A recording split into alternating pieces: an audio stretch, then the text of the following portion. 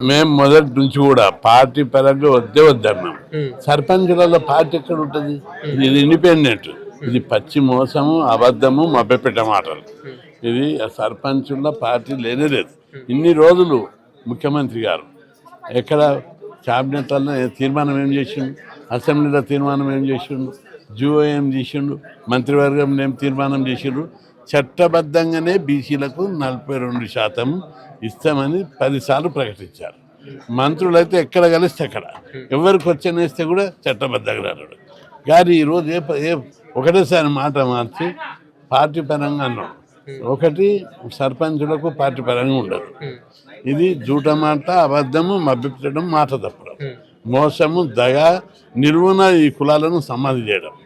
రెండవది సర్పంచుల మాట ఎవరిటాడు? ప్రతి గ్రామంలో ఎవరిది వాళ్ళు వ్యక్తిగత పలుకుబడితోటి ఉంటారు. డబ్బు ఒకటి, వ్యక్తిగత పలుకుబడి ఒకటి. అందువల్ల డబ్బున్నోడే సర్పంచ్లో గెలుస్తాడు. అందుకే రిజర్వేషన్లు చట్టబద్ధంగా పెట్టమని మేము అడుగుతున్నాం. అక్కడ దెబ్బ గ్రామాలలోనే ఈ కులాలను దెబ్బ కొడతారు అని మేము రిజర్వేషన్లు పెంచాలని మొదటి నుంచి కొట్లాడుతున్నాం.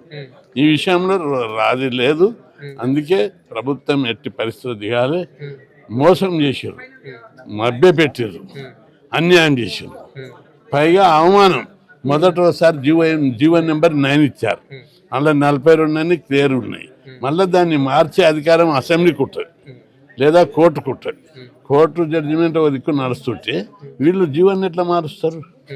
కోర్టు చెప్పలేదు కదా.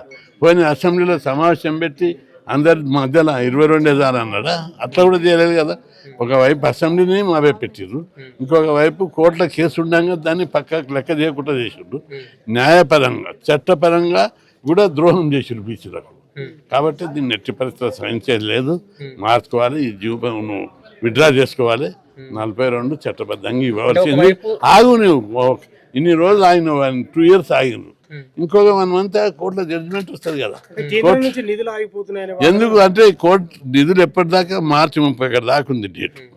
4 నెలలు ఉంది. కోర్టులో 1 నెలలో వస్తుంది కదా. 1 నెల ఆగలేవా? ఇప్పుడు 4 నెలలు ఉంది. మార్చి 31, డిసెంబర్, జనవరి, ఫిబ్రవరి, మార్చి 4 నెలల లోపల ఎందుకు? 1 నెల లోపల జడ్జిమెంట్ వస్తుంది.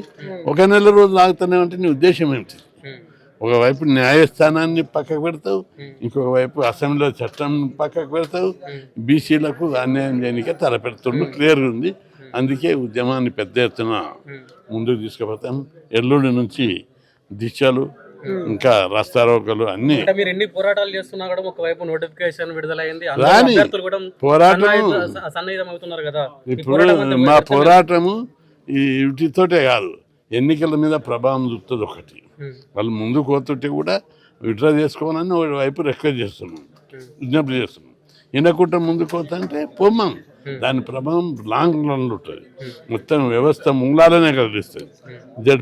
జడ్పీటీసీ, ఎంపీటీసీ కూడా ఉంది. దాని మీద కూడా ప్రభావం పడుతుంది. వాళ్ళు అదే చెప్తున్నారు కదా, ముందు సర్పంచ్ ఎలక్షన్స్ నిర్వహించిన తర్వాత జడ్పీటీసీ, ఎంపీటీసీ ఎలక్షన్ల పైన 42% రిజర్వేషన్ల కోసం పోరాడతాం అంటున్నారు కదా. ఇక ఇప్పుడు పోరాడినాడు, అప్పుడెందుకు పోరాడతాడు? మేము సపోర్ట్ ఉంటే అప్పుడు కూడా పోరాడు.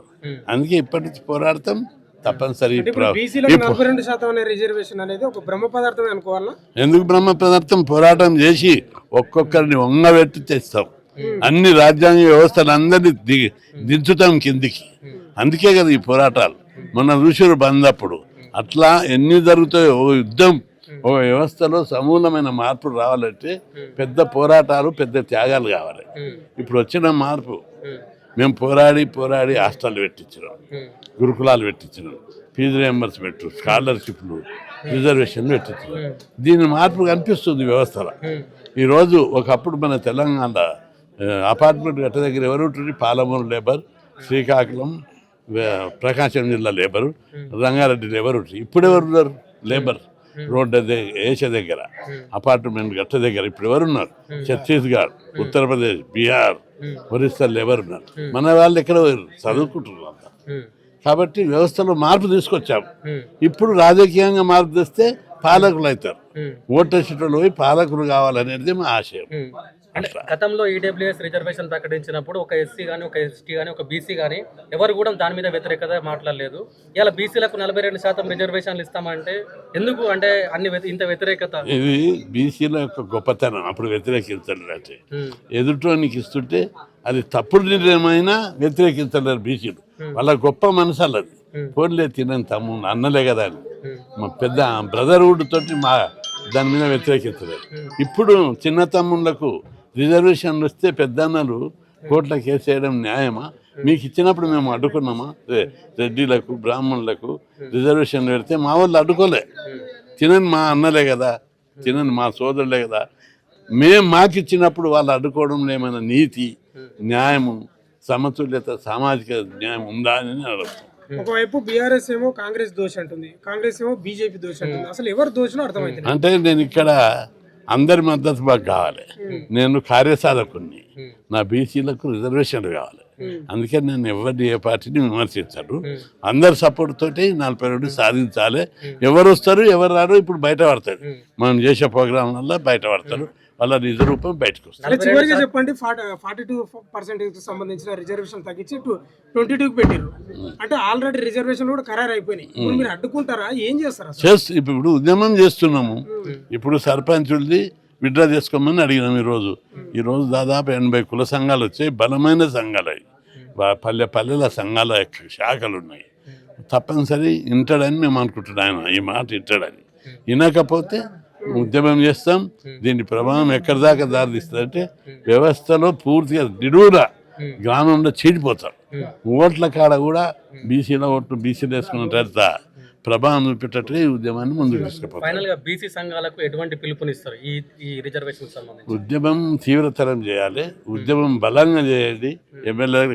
ఎమ్మెల్యేలను గిరావ్ చేయండి. రస్తా రోకలు జరపండి. ఎల్లుండి నుండి దీక్షలు 26 నుంచి దీక్షలు జరపండి అని థ్యాంక్ యూ.